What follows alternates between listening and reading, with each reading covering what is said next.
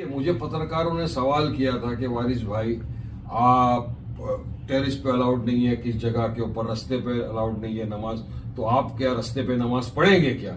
मैंने कहा देखिए साहब, ईद की जो नमाज है घर में तो नहीं पढ़। अभी आपने जो स्क्रीन पर वीडियो देखी थी, ये वीडियो थी असदुद्दीन ओवैसी की पार्टी के जो नेता हैं वारिस पठान, उनकी ईद से पहले एक वीडियो जारी की थी इस ताल्लुक से कि किस तरीके से मुल्क हिंदुस्तान के अंदर जो प्रशासन है, कई जगहों पर प्रशासन ने ये ऐलान किया कि कोई भी व्यक्ति अपने घरों के छत के ऊपर, लिंटर के ऊपर नमाज नहीं पढ़ेगा, कोई व्यक्ति सड़क पर नमाज नहीं पढ़ेगा। यहाँ तक कि अगर कोई व्यक्ति नमाज पढ़ता है तो उसके पासपोर्ट को जब्त कर लिया जाएगा और भी बहुत सारे कामों से रोक लगाने की कोशिश की थी। मगर इस पर वारिस पठान ने एक वीडियो जारी की थी। क्या कुछ कहा था वो वीडियो आप देख चुके हैं, हमारे इस चैनल पर पड़ी है। अगर नहीं देख पाए हैं तो हम आपको इस वीडियो के आखिर में लगा देंगे, आप उस वीडियो को जाकर देख लेना। मगर अब जो वारिस पठान ने ईद उल फित्र की नमाज पढ़कर उसके बाद में जो वीडियो डाली है, उसमें क्या कुछ कहा है, ये वीडियो भी आप तमाम लोगों को जरूर देखना चाहिए। और उन्होंने खुद ईद उल फित्र की नमाज रोड पर अदा की। क्या कुछ माहौल था, क्या कुछ बताने की कोशिश की है, और उनसे जब वक्फ बिल अमेंडमेंट के ताल्लुक से सवाल किया तो उन्होंने उस पर क्या कुछ कहा है। तो आप तमाम लोगों से गुजारिश करते हैं कि पहले आप इस वीडियो को आखिर तक देख लें, वारिस पठान क्या कुछ कह रहे हैं। आज आप खुद जाकर नमाज पढ़ के आए हैं, क्या बताएंगे? देखिए, मुझे पत्रकारों ने सवाल किया था कि वारिस भाई, आप टेरिस पे अलाउड नहीं है, किस जगह के ऊपर रास्ते पे अलाउड नहीं है नमाज, तो आप क्या रास्ते पे नमाज पढ़ेंगे क्या? मैंने कहा देखिए साहब, ईद की जो नमाज है घर में तो नहीं पढ़ सकते। ईद की नमाज पढ़ने के लिए आपको ईदगाह में जाना पड़ता है, मस्जिद में जाना पड़ता है। अगर मुझे मस्जिद में जगह नहीं मिली तो यकीन मानिए मैं रास्ते पे नमाज पढ़ूंगा। अब आप उसमें मेरे ऊपर केस बुक कर दिए, जो करना है करिए। किसी ने कहा पासपोर्ट इंपोर्ट कर लेंगे, बोला कर लो इंपोर्ट, नमाज तो पढ़ूंगा। और यकीन मानिए आज हमने नमाज पढ़ी रास्ते के ऊपर, आधे घंटे की नमाज थी, पीसफुली नमाज हुई। ना किसी को ट्रैफिक के अंदर कोई प्रॉब्लम हुआ, ना यातायात में आने जाने वालों को प्रॉब्लम हुआ, क्योंकि सुबह में 7 बजे आज हॉलीडे का दिन है। कौन सी ट्रैफिक होती है, कुछ नहीं था। पुलिस प्रशासन वहां पर मौजूद था और पूरे देश में अमन शांति बहाल रहे उसके लिए दुआएं की गई। नमाज के बाद हम सब एक दूसरे के गले मिले, पुलिस वाले हमसे गले मिले, और ना कोई नाच गाना हुआ, ना डीजे, कुछ नहीं। बस एक शांति, प्यार, मोहब्बत का पैगाम वहां से दिया गया। सब अपने अपने घर आ गए। तो हम यही कहते हैं ना कि देखिए संविधान क्या बोलता है, इक्वालिटी, हर इंसान को अपना रिलीजन प्रैक्टिस करने का अधिकार, संविधान। अब अगर जैसे हमारे कावड़िया लोग रस्तों पे निकलते हैं तो उनके ऊपर तो आप हेलीकॉप्टर से फूल बरसाते हो। हमारे हिंदू भाई गणेश चतुर्थी के वक्त जो पंडाल लगाते हैं रस्ते पर लगाते हैं, हम तो आपत्ति नहीं जताते। तो अगर हम मुसलमान एक आधा घंटा ईद के दिन रास्ते के ऊपर नमाज पढ़ लिए तो कौन सा पहाड़ टूट पड़ेगा? अब ये बीजेपी सिखाएगी क्या हमको कि छत पे नहीं जाना? कल तो बीजेपी बोलेगी घर में भी नमाज नहीं पढ़ना तो तुम पे केस हो जाएगा। कल बोलेगी घर में खाना नहीं खाना तो तुम पे केस हो जाएगा। कल बोलेगी ये मत करना, तुम्हारा पासपोर्ट ले ले। तो ऐसा नहीं चलता है ना। देखिए, धांधली दादागिरी से देश नहीं चलता है। देश तो संविधान से चलता है और संविधान ने हर इंसान को अपना राइट टू प्रैक्टिस रिलीजन का इजाजत दिया है। तो हम क्या आज, और कुछ नहीं हुआ, देखिए कितना सुकून शांति के साथ त्योहार बना, सब आपस में एक दूसरे को मिले। यही तो हमारे देश की खूबसूरती है।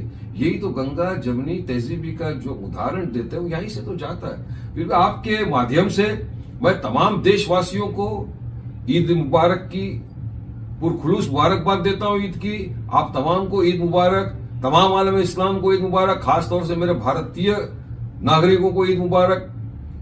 और भाईचारा बना रहे, यही हमको देखना है। सबको अपना अपना रिलीजन प्रैक्टिस करने का अधिकार है। आप भी करिए, हम भी करिए, मिलकर मोहब्बत बांटिए। शुक्रिया, अस्सलाम वालेकुम। सेशन का, और उसमें वक्फ बिल आने वाला है, क्या कहना चाहेंगे? ये सबसे पहले तो मैं अपनी जानिब से तमाम देशवासियों को ईद की पुरखुलूस मुबारकबाद पेश करता हूँ। ईद मुबारक। दुआ है अल्लाह सुब्हाना तआला हमारे देश में अमन और शांति बनाए रखे। ये ईद का पैगाम है, खुशी का माहौल है। हम सब मिल के एक दूसरे के साथ गले मिलते हैं, अपने ईद का त्यौहार बनाते हैं। यही तो देश की खूबसूरती है। गंगा जमुनी जो तहजीब है उसका यही तो उदाहरण है। हाँ, अब वक्फ बिल आने वाला है, हम भी सुन रहे हैं कि ईद बाद वो पार्लियामेंट के अंदर पेश होगा, लेकिन हमारा तो यही बोलना है, देखिए एक बात तो ये है कि लोकसभा में वक्फ बिल को पास होना बहुत डिफिकल्ट है, क्योंकि लोकसभा में बीजेपी के पास मेजोरिटी नहीं है।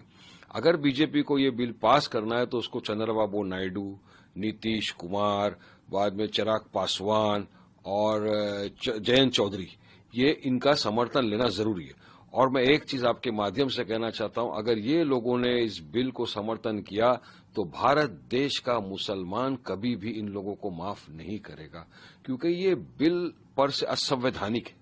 ये टोटल वायलेशन है आर्टिकल 14, 25, 26 का। आप किस तरह से एक नॉन मुस्लिम को एक मुस्लिम वक्फ बोर्ड के अंदर डालोगे?